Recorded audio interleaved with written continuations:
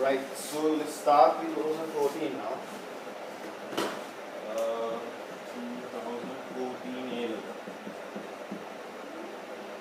Okay, so part A. Right, so let's start with the first question. It's a mathematical induction question as usual in the exam structure. Right. So now, so what do they say? So they are asking us to prove a series thing, no? Right? So we have done questions like this.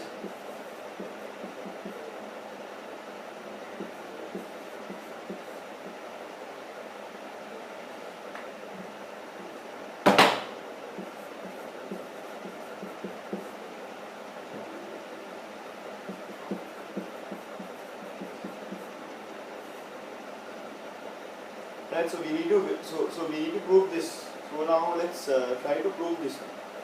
Right? Okay. So basically first you do for r equals 1. So for r equals 1 you take the left hand side. That is this. From 1 to 1 r 3r minus 1. Right, so when it's 1 this will be 1.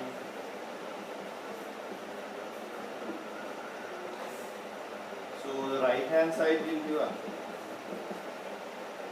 1 square 1 plus 1. So it will be 2. So for n now, n equals 1, the statement is 2. Basically, left hand side is equal to right hand side. Therefore, for n equals 1, the statement is 2.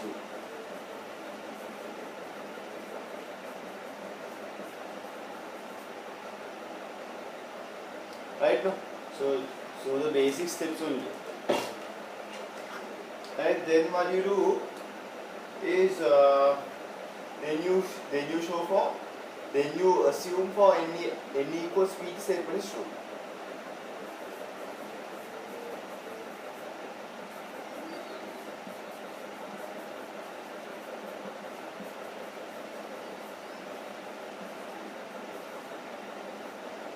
Right now, so then you write this as r equals 1 to p r 3r minus 1 is equal to p square p plus 1. Right? So now some people do is that they put p here also. You don't put p here, you just put the n here, that means it goes to p. Right? This r doesn't become p. Of the what do you call on the p term, this r becomes p. That's true. Right? Okay? So don't do the mistake. Right. So write this down. Right. So if we continue now, so we basically have this statement, right? So what I'm going to do here is that I'm going to add the so now in this series the common term is what? The common term is this one. ur is going to be r 3r minus 1, right? The r term is going to be this one. So what I'm going to do is that I am going to add both sides the p plus 1 term. Right now, what I'm going to do here is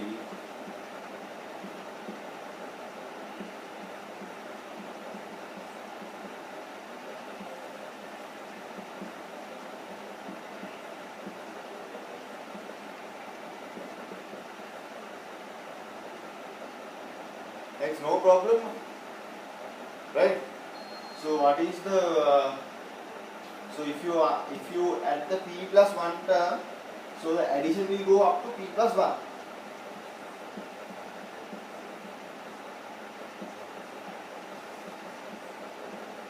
Correct? No? So what is the p plus 1 term? Now this I rewrote. So what is the p plus 1 term? So for r you put p plus 1. 3 p plus 1 minus 1.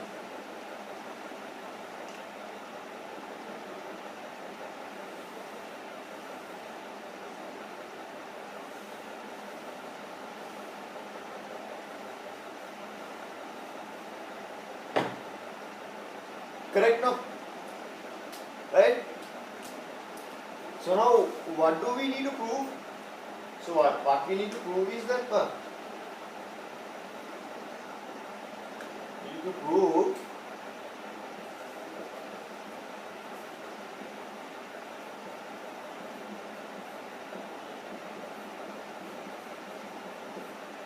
this now, right? So we know for p this is so when it's p it's going to be p plus 1. So for this to be true for p plus 1, what it should be? It should be p plus 1 square is going to be p plus 2. No?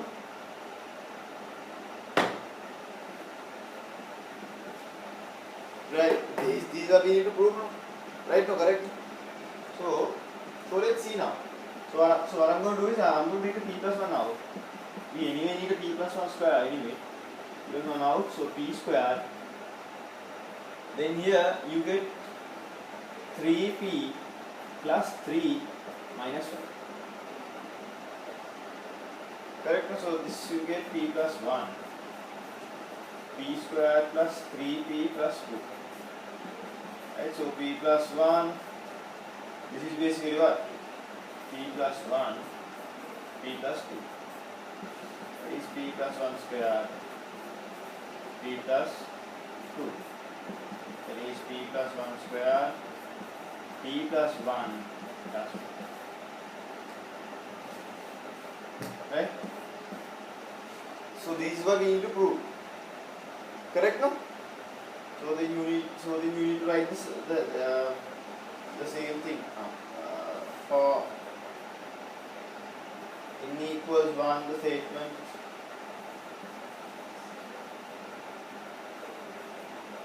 is true if the statement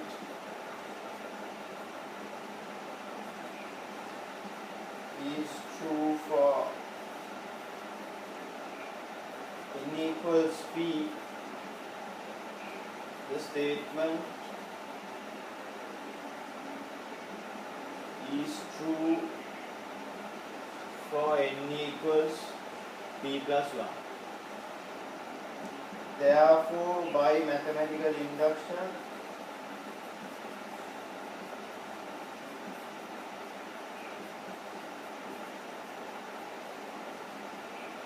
the statement is true.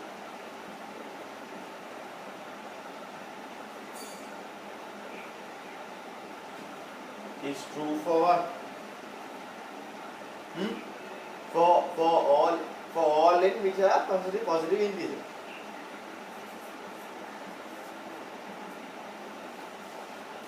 Right?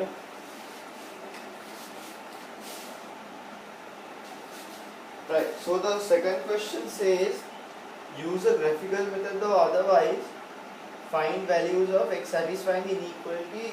It's a modulus thing, no? So the modulus graph thing.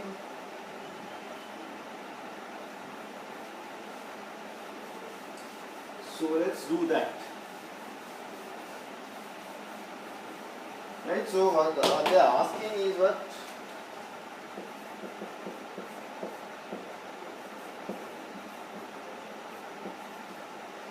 Right. So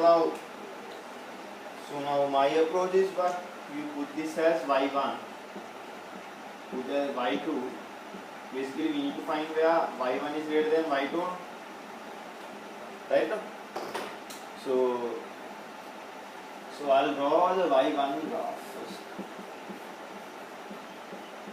Because the y2 graph you can anyway draw. Not a problem. is very very. So when x equals minus 1, this is going to be 0. When x is greater than minus 1, this is going to be positive. So x plus 1 less than minus 1 is going to be minus x plus 1. That means minus x minus 1. Right now? So what does this mean? This means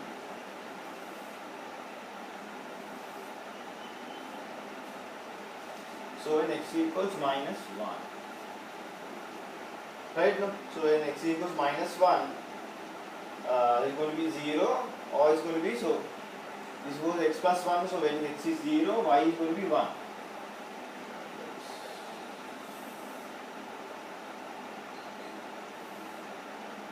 So this is y1 equals x plus 1 minus. Correct now? Right? So more commonly you write for this you write it says y1 x plus 1. Right now? y1. So what is the y2 graph? Y2 graph is 3x plus 7. That means when x equals 0, y is going to be 7. Right now? So it goes to 7.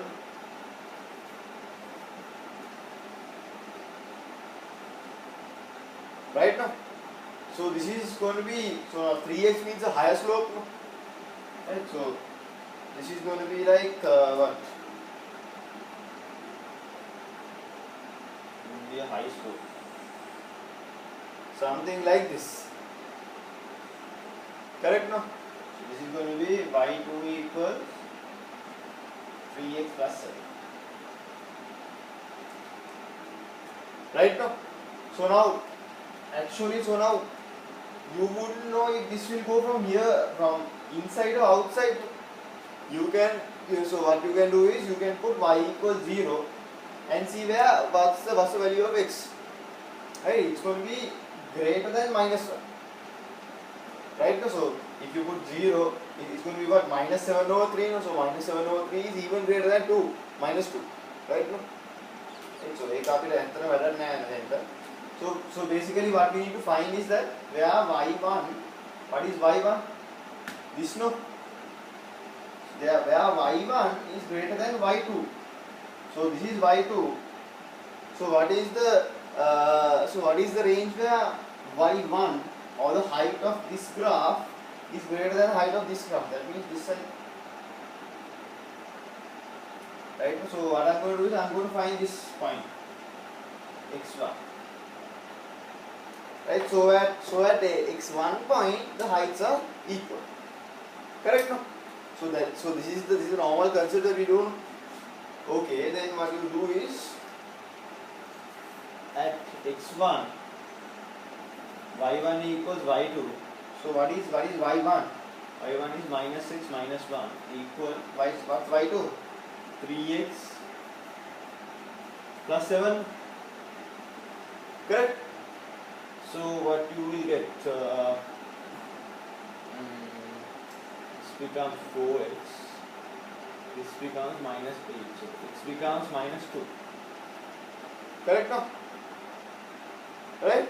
So when so for this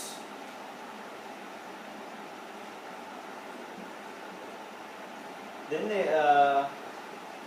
this should be less than, so this part's only, no, where y1 is greater than y2. so then you will get x is less than minus 2. Right now?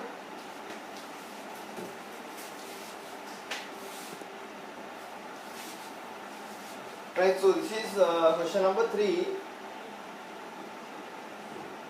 It's a complex number 1.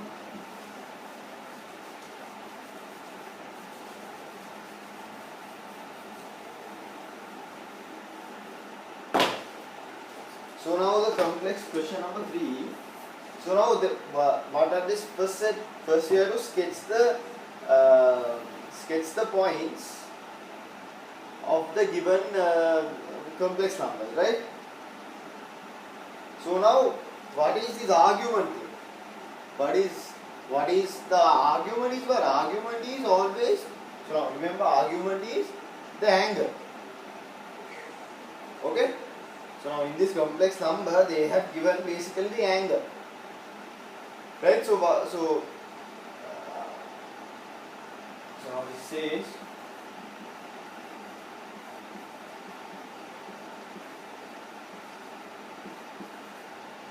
this one at first, right? This means the angle, so now the angle is 5/3, right? That means it's going to be 60, right? So angle from the right hand side. So what do you call anti-clockwise? And the angle is going to be 5/3, right? But it starts where? It doesn't start from x equals 0. It starts from, so now how you do is this, you basically equate this to 0. So then you will get x now as -1. So now this starts from z equals -1 and the angle is what do you call 5/3. Okay, this is what it says. Okay, here, right? So basically, yeah. So this like this. This is basically argue z plus 1 equals 4. So what's the other one? The other one says z minus 1 equals 5/5. Right now, so now this starts from where? This starts from x equals 1 and 5/6 is 150, no? Yeah.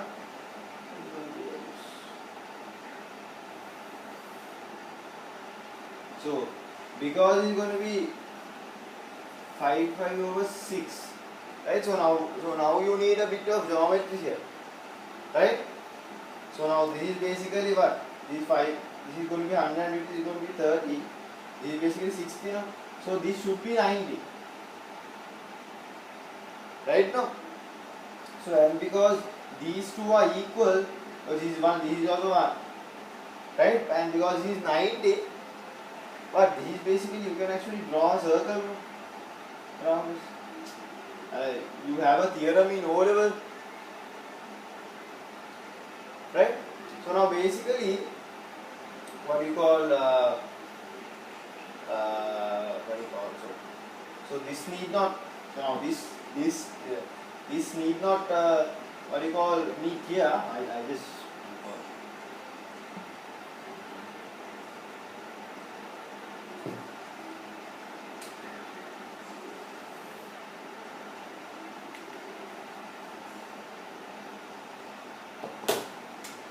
can actually meet this here or somewhere, right?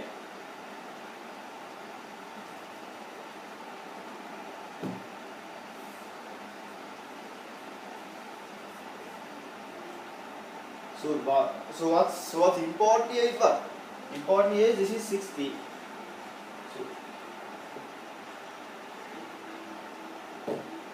So what's important here is this is 30, this is 60, this is going to be 90. Right? So these are going to be basically, so this is going to be, this is also going to be what? The radius of a circle. Right? Because you can draw a circle here because this is 90. Correct? Because of that, right? Because this is 90, this is 60. So now, basically these two are going to be equal because this is going to be the radius. Correct? So these are going to be 30. Right?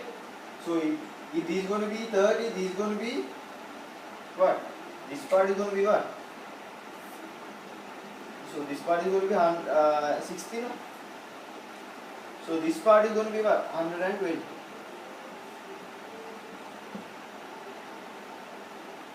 I need this 120 to determine this point. So let's write this point as C, right?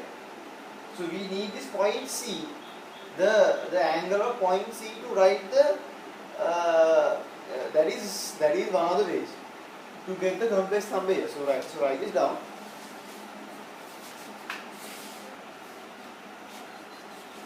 Right. So now after you find the angle of this is what is this? It's basically 2π/3, you know, right? So now you just need. So now you need to what do you call, get the complex number. So the complex number at point C is what? The point is going to be, so anyway, right. So a complex number can be written as what? Complex number can be written as cos theta plus I sin theta.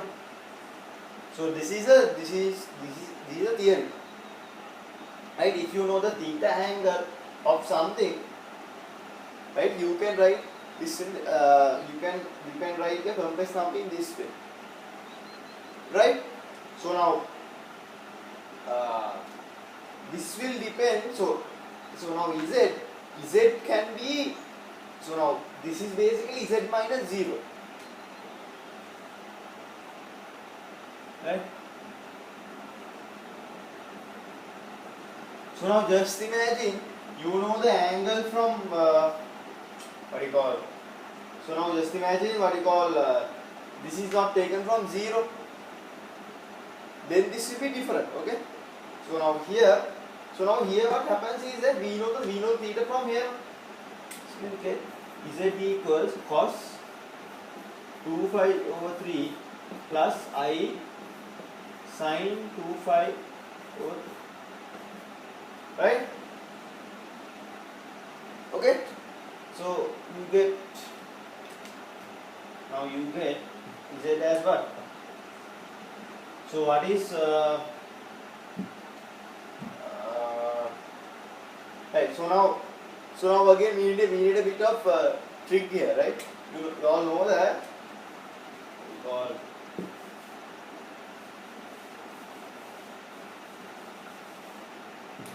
You all know that this thing, no? All SPC. So all are positive, sine is positive, tan is positive, cos is positive. So now here this is going to be here, no? This angle. So the sine angles are going to be positive. Correct, no? Right? So now this is basically 2π/3. So I'm going to convert this as 2π minus π/3. Sorry, 5 minus π/3. Correct, no? So that's how we do, no? Right?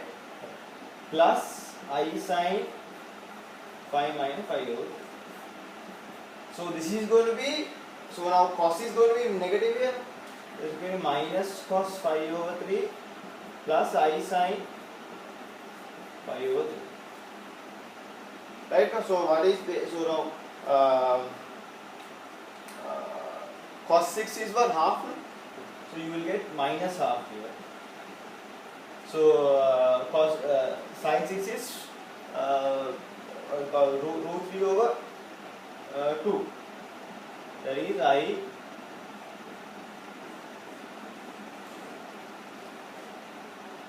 right, now clear?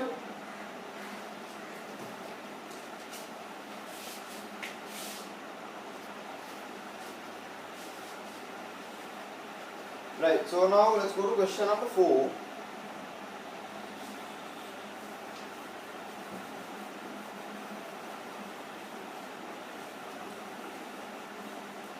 Right, so now question number 4 says that so it's basically a binomial expansion one, but it's a bit different.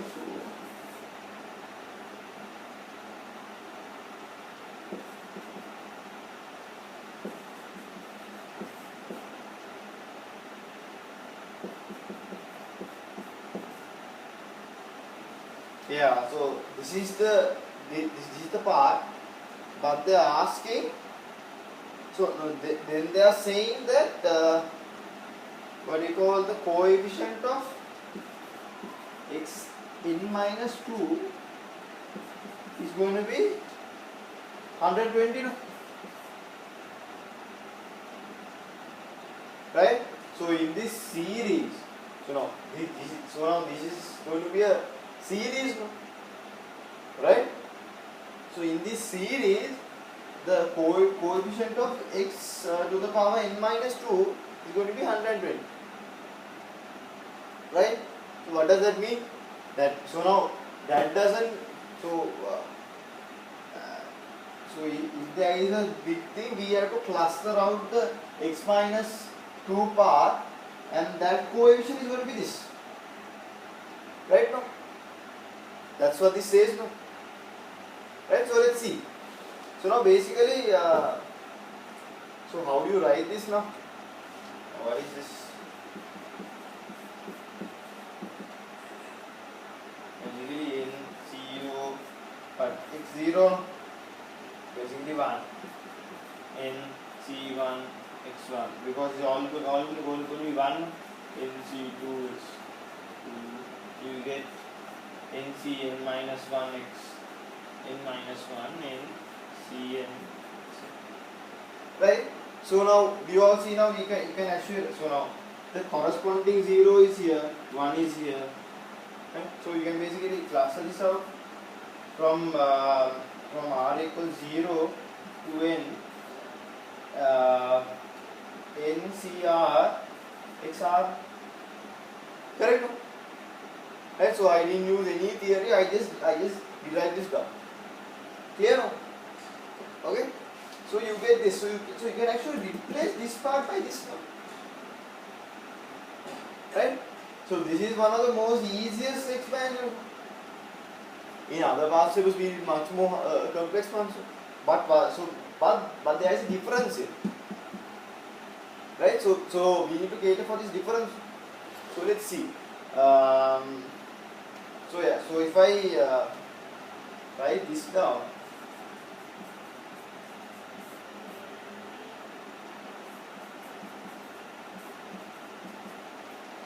So I can write this down as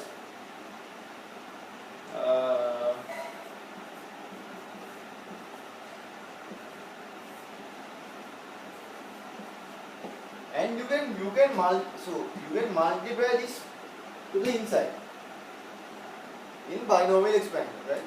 I will multiply this.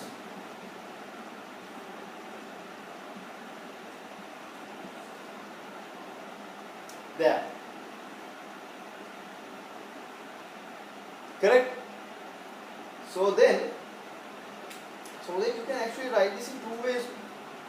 As in you can basically break this down and write. Right? So how do you break this down and write? So you get the 2 here. NCR 2XR. No problem, no? Right? Then you will get from this part NCR, so there is a 3 x r is, this is going to be r minus 1 because there is x here. This is divided by x, so this will become r minus 1. Right? So is this clear? Right now? So write it down. Alright, so what did I do here now? So I basically wrote this down in another way. That's okay, no? Right? So now this is very important.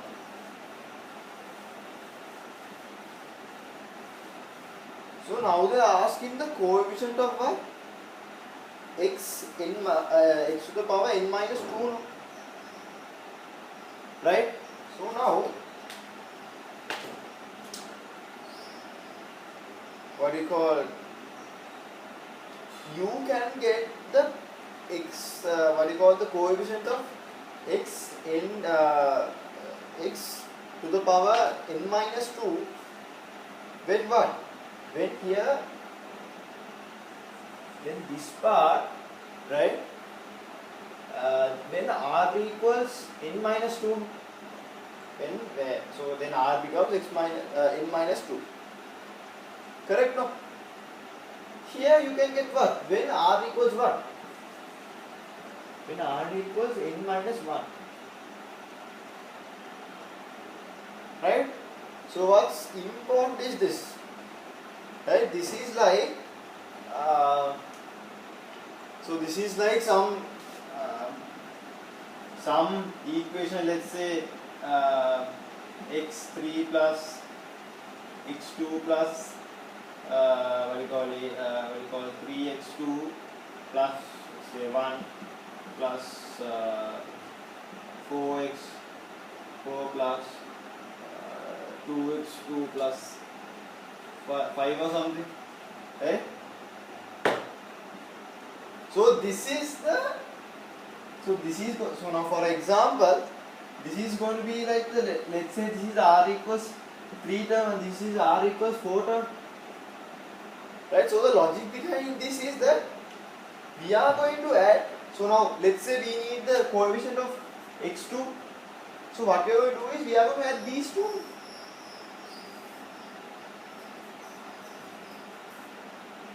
Although these two are two different two different things, as in this is not the same part when what do you call so when r equals n minus 2, this will get another value like this 1 and x3, but you add what? You add the coefficients of two different what do you call parts, right? Right. So understand this. This is the logic. This is the logic behind this. You basically had what do you call when r equals n minus 2 and when r equals n minus 1, the coefficients of x to the power n minus 2. Right, so understand that properly. Okay? Right, so understand that. So you can basically get it now. So coefficient of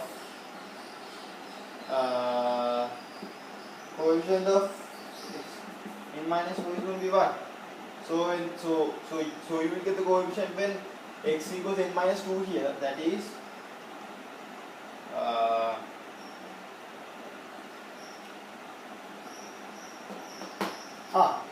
so the other thing. So now tell me. So now when I get the coefficient, do I add the what do you call the addition part? No, we just need that. We just need that one only. So then you will get what? 2.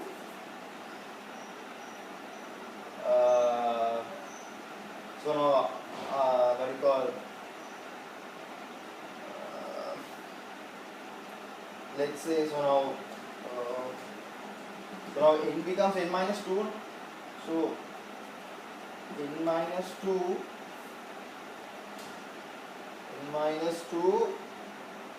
sorry.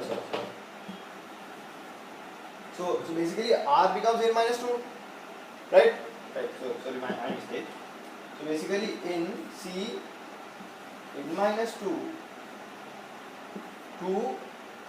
is the first part, correct? Plus, so what's the second part? n minus 1 3, right? This is going to be equal to what? This is going to be 100.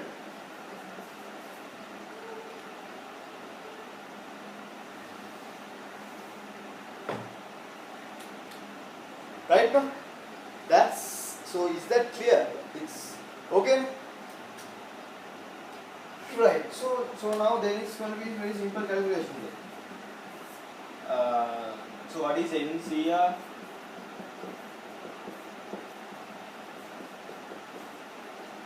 So what I'm going to do is this n minus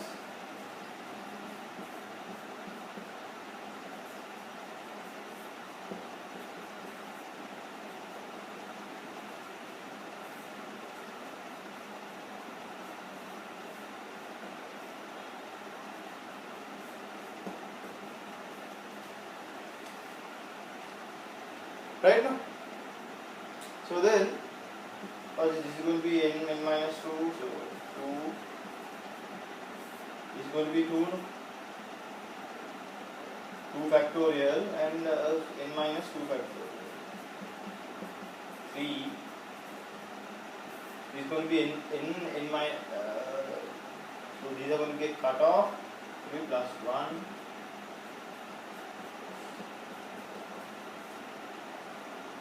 Right? So write this down.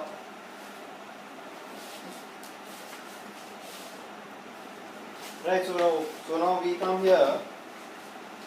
Come up to here.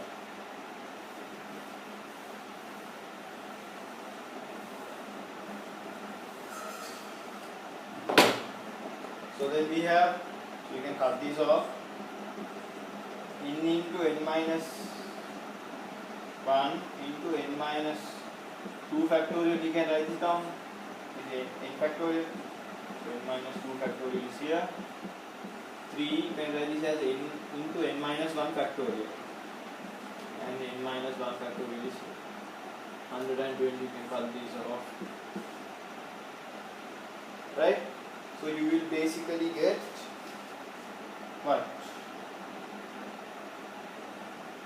n minus 1 plus 3n will be equal to 120. Right now? Then it's going to be n square minus n plus 3n 120 n square plus 2n minus 120 0. And then you can write as 10 into 12, that means n minus 10 n plus 12 will be equal to 0, right? So then you will get, then what do you all get? So you all get n equals 10 or n equals minus 12, right? But this is what? This is for n equal n which is positive integers. So this can be, since, so basically n is going to be 10. Right now?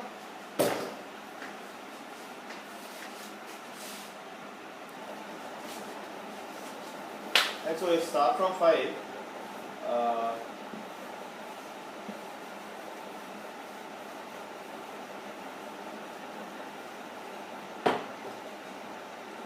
So 5 is a limits question. Right now? So in limits, see, we need to show that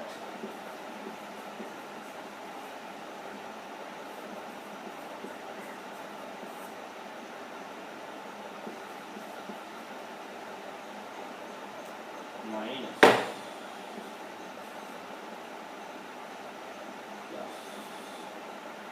This is 8 minus. Yeah, we need to show this, no? Right, so let's do. This is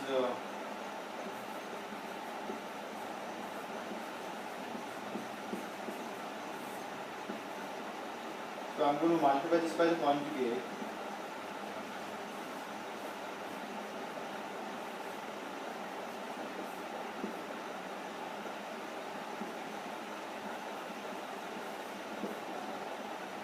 Right now, and you will get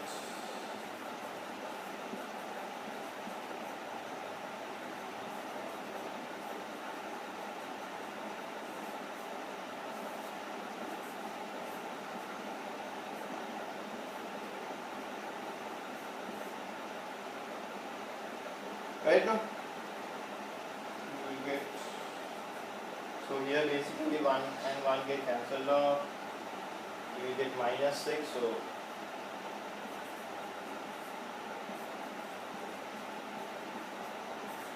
you get minus x square, no?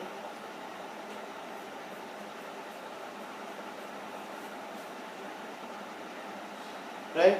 So then what I'm going to do is I'm going to, because this tan square 2x, I'm going to make this 4. And I'm going to put 4 here. Right? No problem. So then you will get, so I'm going to take a minus out here as well. Minus 4 limit when x goes to 0 tan 2x over 2x square. No problem? Right? So here okay, and limit goes to 0 1 plus, right? This is clear. So write this down.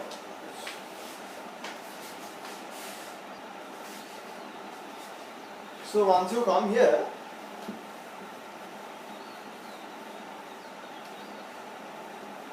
right? So basically the theory we know is that when limit x goes to 0, sin x over x is 1, no? Right? Right?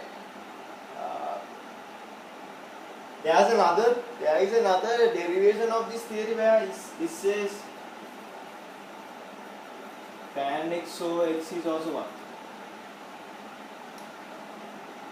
Right? Either you can use this or you can actually derive this out. So if I do the derivation part, because this is of course just straightforward now. May I do this? Right. So then you will become this will become 4. So we are anyway convert this x into 2x, correct? For the limit to work. So anyway when x is going to 0, 2x is not going to be 0. Alright, so change this limit. 2x is going to 0. So tan 2x is going to be sin 2x into cos 2x.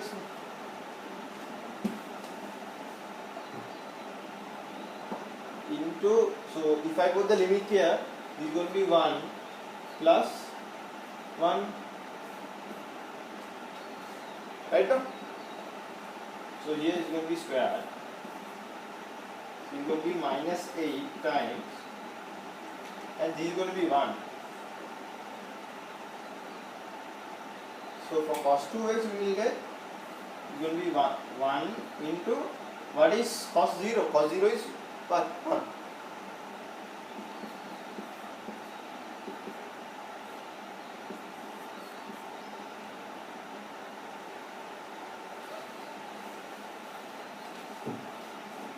So yeah. Right. So next one, question number 6. So find the area of the region enclosed by a straight line y equals 2x and the curve y equals x square. Right. So an important important application of integration is finding the area. Right. That is a very important part that usually is not tested. Right. So this is one of the few occasions that I have seen. So let's see.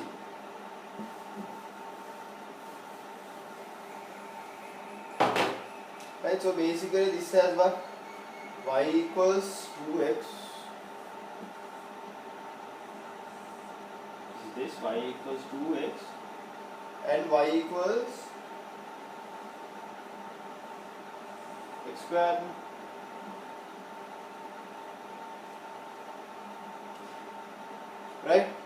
these two are things. So they are basically asking this area, right? So how do you get the how? So you don't need to know how the graph looks like. You can get that from the equation as well. So now the points where these two intersect, you can basically get from. So if I take this as y1 and y2, y1 is equal to y2, that is x square is equal to 2x. X square minus 2x is going to be 0. X minus 2 0. So when x equals 0 and x equals 2, these two will become equal. That means here it's going to be 0 0. This is going to be 2. X equals 2. This is going to be x equals 0. Right now, so you can get it from this, right? So now the required area, right? So now the area will be anyway positive. Area can't be negative, right? So regardless of, if I take this now, required area, it is going to be, so now it's going to be the integration now from 0 to 2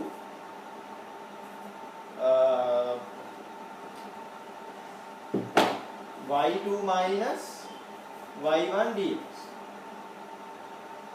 right? Since, so you can even take y1 minus y2, it's no problem, right? So if you take y1 minus y2, you will get a negative value. Why? Because y1 is this, no? So from this you are reducing this, so this part will be a minus, so this is the greater value, no? Then you will get a positive, so it doesn't matter. Even if you get a negative, you can put that as a positive because it's an area, correct? So, or basically you can write this as a modulus. Right, so I'm taking y2 minus y1, that is 2x minus x squared dx. So you need to integrate this, that is, so if you integrate this, we'll get what? 2x squared over 2, x3 over 3, 2 0. Correct now? So cut this off. Then I will get 2 squared minus 2 cubed over 3 minus 0, 0 0. So you will get 4 here. So 4 times 3 is 12. 12 minus 2 to the power 3 is 8 over 3. That means 4 over 3 is 5.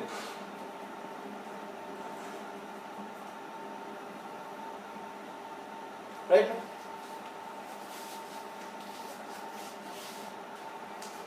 Right, so let's go to question number 7. Right, so question number 7.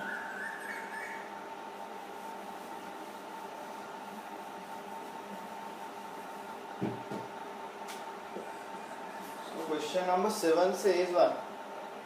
Let C be the curve given by x equals e to the power t plus e to the power minus t and y equals e to the power t minus e to the power minus t, where t is a parameter. So find dy over dx. Alright, that's all there are. So x is t plus minus, so dx over dt is what? Et minus e1 minus t. Y is what? Dy over dt is et minus, again you get a minus et, so this basically becomes plus.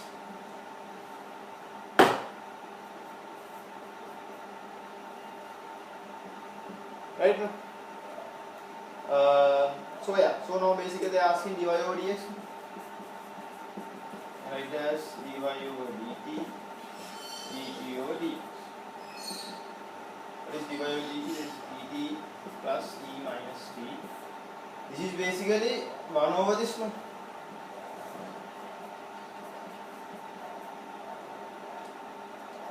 Correct? Then what? Then they are asking, so find dy over dx in terms of t and show the equation of the tangent line at the point on C corresponding to t equals ln 2 is this. Okay, so they are asking an equation, right? So you can get an equation if you know the gradient and then two points, right? So you can get the gradient here by substituting the parameter, and you can get x and y by substituting the parameter. So that's what I'm going to do, right? So now at C,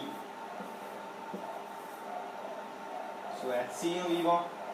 So anyway, when t equals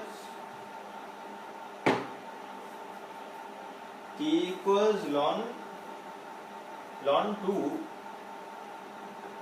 what is et? E ln 2 is basically going to be 2. So what is e minus t?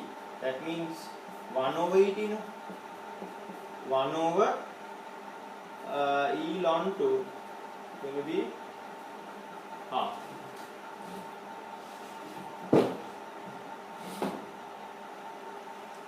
Right now?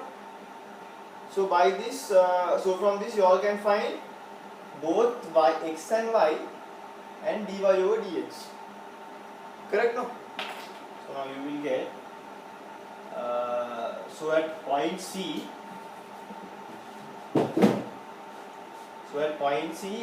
xc is going to be what? Et plus e minus t, so that is 2 plus, is going to be 5 over 2. Yc is going to be xt minus this is going to be 2 minus 1 over 2, 3 over 2. And then dy over d x at c is going to be, is basically what? Is basically y, no? So 3 over 2, no sorry, 5 over 2, this is 5 over 2, 3 over 2, that is 5 over 3. Correct, no? So now, so you all write this down.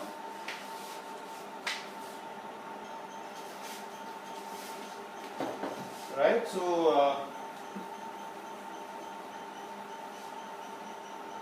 now you know the gradient. So basically dy over dx,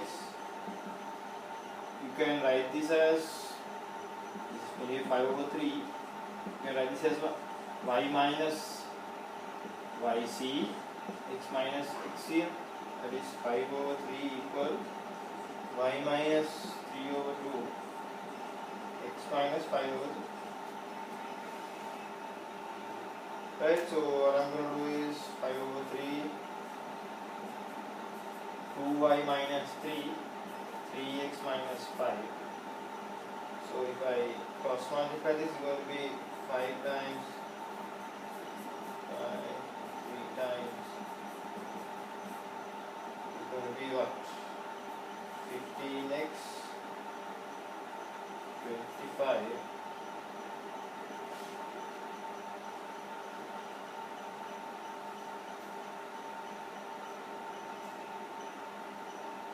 Oh, wait. Oh, no, wrong. This is 5 over 2.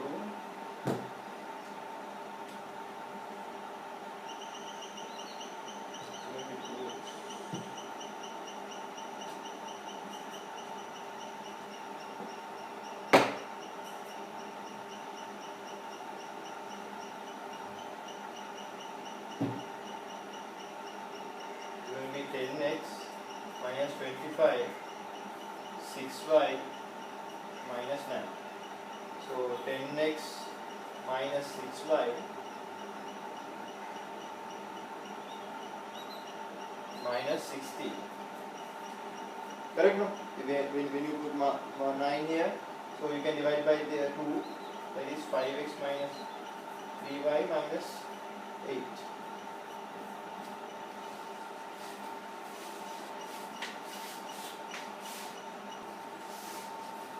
Right, so question number 8. Question number 8.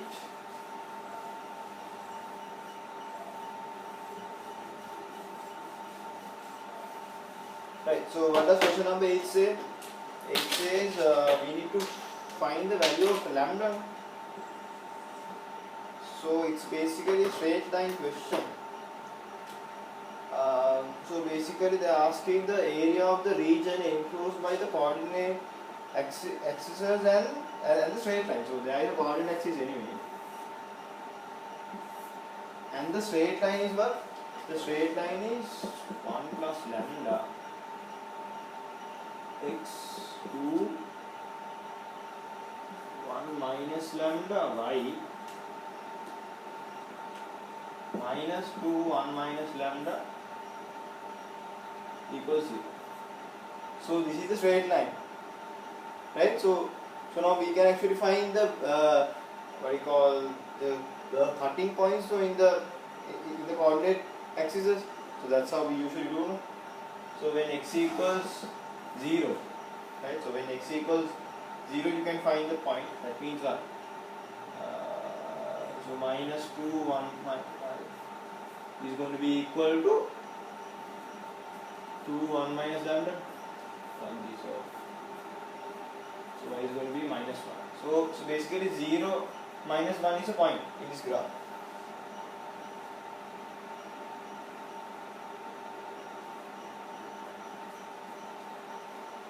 Right? Then we'll put when y equals 0.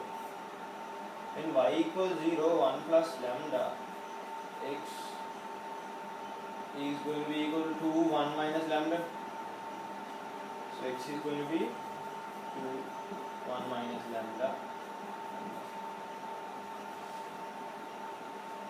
Right? So basically assuming that this is positive, it need not be positive, just assuming that this is positive, you can actually draw the graph like this. Where this is x.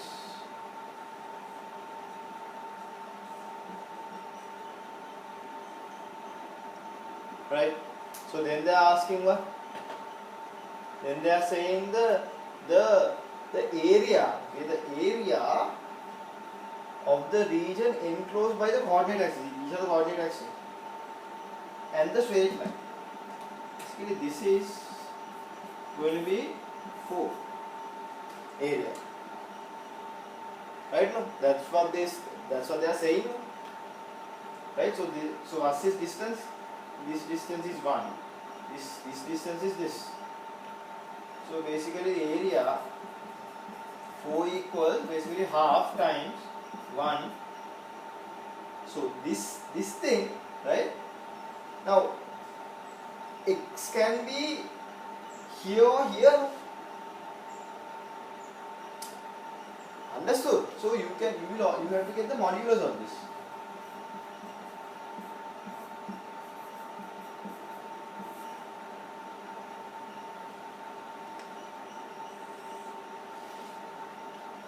Is that clear?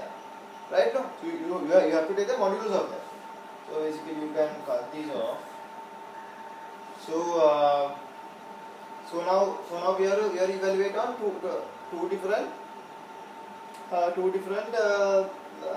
situations because it's a modulus. So write this down for a moment.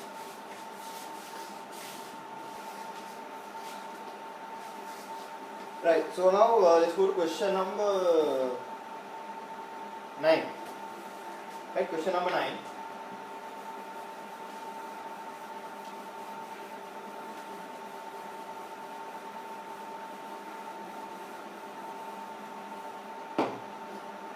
So question number 9 says, right. So question number 9 is interesting. So question number 9 is a sum of a circle, right? We get a circle. So now here, it's better if you all can draw this out. So if you draw this out, you all can actually find a very interesting thing. So now you find the equation of circle which touches the y-axis. Huh? This is very important. The circle touches the y-axis at the point 0, 3. Here it will be 0, 3. Right? The circle touches the y-axis. Now this says a lot of things. This says a lot of things. You know, when you say that the circle touches the y-axis, that means you know that the center, the y value is 3. That is automatically given. But like you all need to be aware, right? And then so I'll take this as this point as lambda or something. The other corresponding x value, right? So what does that mean now? Now because this is the y-axis, this is the x-axis. Because this is lambda, what does that mean? That means its radius is also lambda, right? So now radius, so it's lambda, right? So I can write this. So I can write this circle's equation in terms of lambda, right? So now it's going to be what? Y minus 3 square x minus lambda square is going to be equal to lambda square, right? No? is going to be y square plus 9 minus 6y plus x square plus lambda square minus 2x lambda equals lambda square. So cut this off. Right? No? So you get x square plus y square minus 2 lambda x minus 6y plus 9 equals 0. Correct? No? So if I compare this to the normal circle Formula.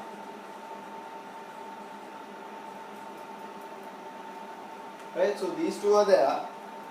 Then what? Then 2g1x 2f1y c1, right? So why did I write this down? That is because what it says next. It says it intersects the circle x square plus y square minus 8x plus 4y minus 5 orthogonal. So now the orthogonal stuff there it was in the previous past papers as well, 2012 or 13 or maybe all the past papers. So 11, 12 and 13 I can't remember properly, but it was there. So there's a particular theory there, right? So if it's orthogonal,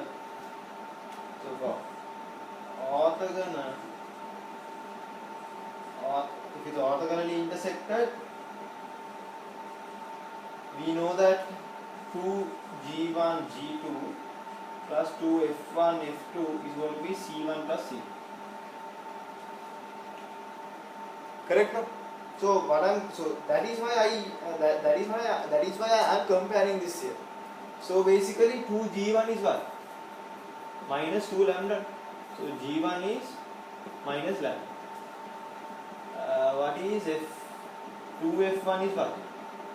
Minus 6. So f1 is minus 3. What is c1 is going to be 9. Right? No?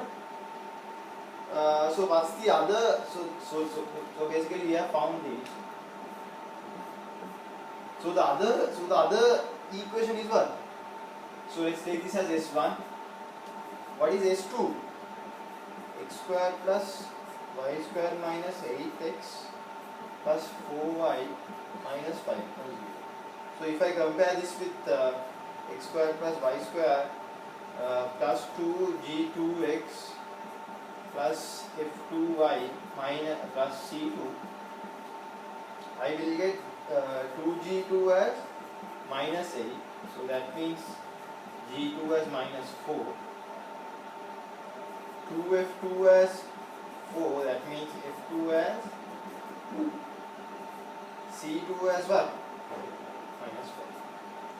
So we have got these as well.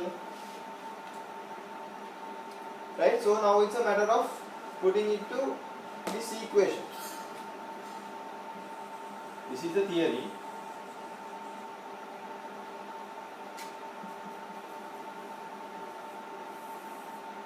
Theory we need. So write this down, then we'll apply. Right, so then what you all need to do is what?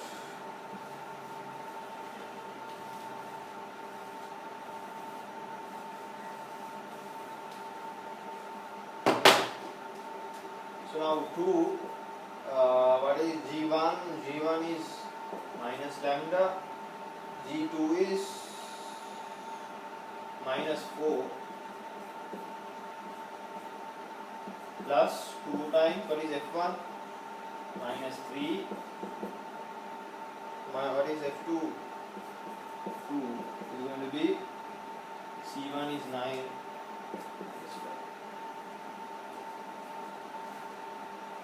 Correct, no?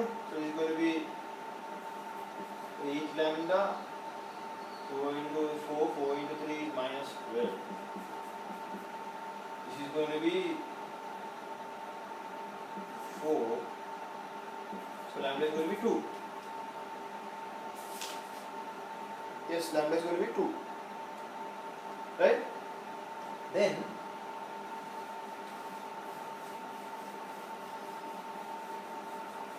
lambda is going to be 2. No? So what was the equation we got for the circle? That was x square plus y square minus 2 lambda x minus 6y plus 9. So we can write this thing now. X square plus y square minus 2 into 2x 6y plus 9.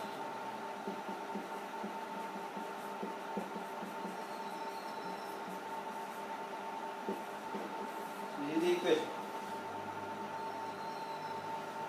Okay, so this is what we need. So we can actually this is equal 0.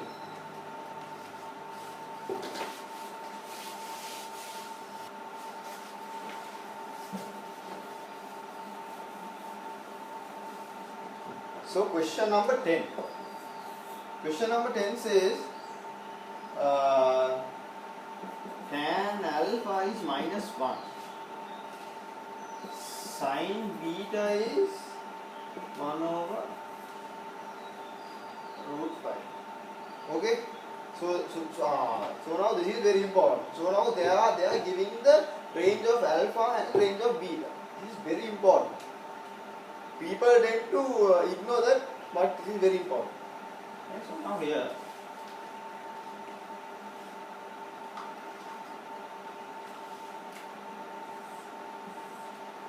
you know this has all STs in. All are positive, sin is positive, tan is positive, cos is positive.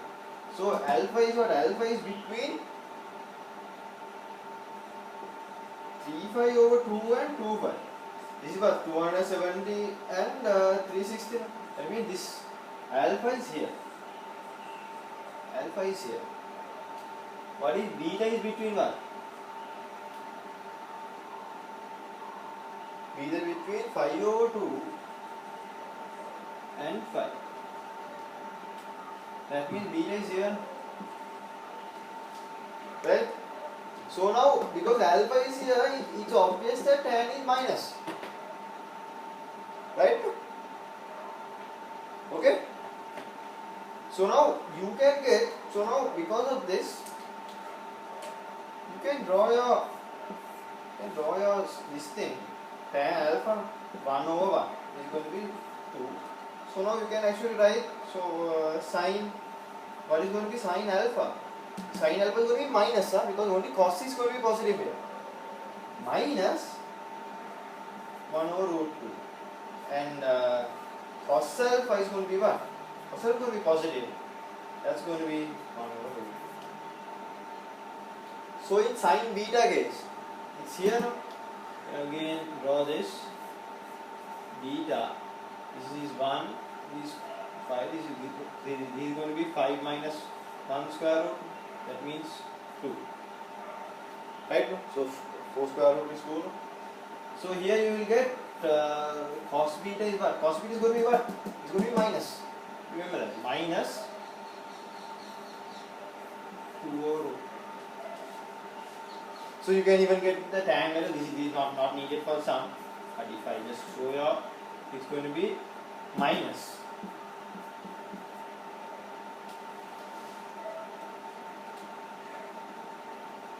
Right now. So now, so quickly write this down. So what are they asking now? They are asking us to find the value of cos alpha plus beta.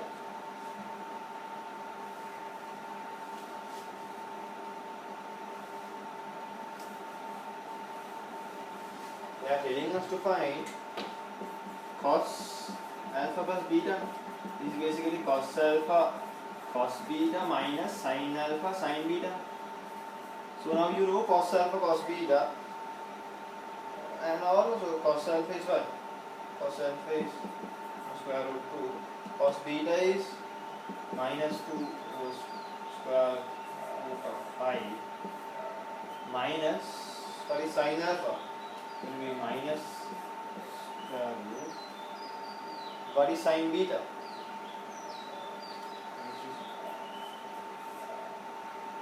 Right, what it is now,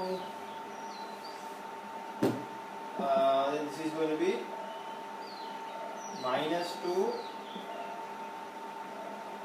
square root of 10. This is going to be plus 1 square root of 10. This you will get minus 1 square root of 10.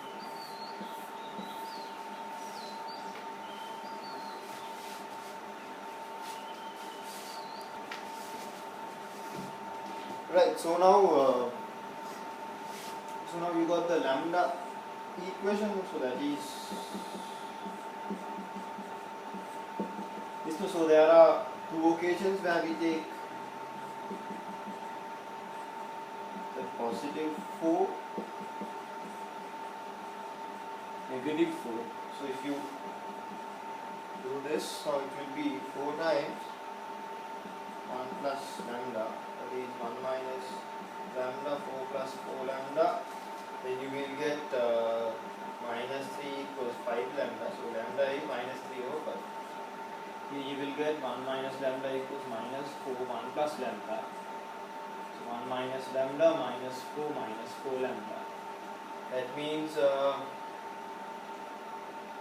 you put it here, it's going to be 3 lambda equals minus 5. So lambda will be minus 5 over 3. Right? So now if you actually take this down, here when it's positive 4, x is going to be 8. Here if we substitute this to x, it will be minus 8. So basically, in this situation, the graph will go like this. The curve, where this becomes 0 minus 1, this becomes 8 0. So here this is going to be 4. Here it is going to be like this, 0 plus 1 minus 8 0. So this part is going to be the area.